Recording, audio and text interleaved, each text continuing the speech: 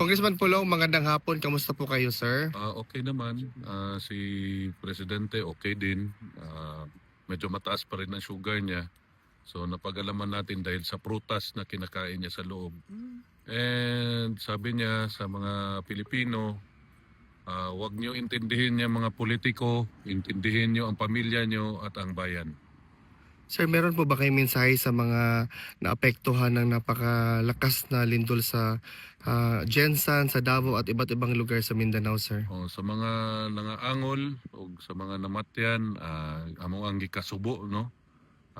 Di man nato mapunggan ni nga panghitabo ang Ginoo ra ginahibaloan ni mga ingon ana nga panghitabo, mga disaster.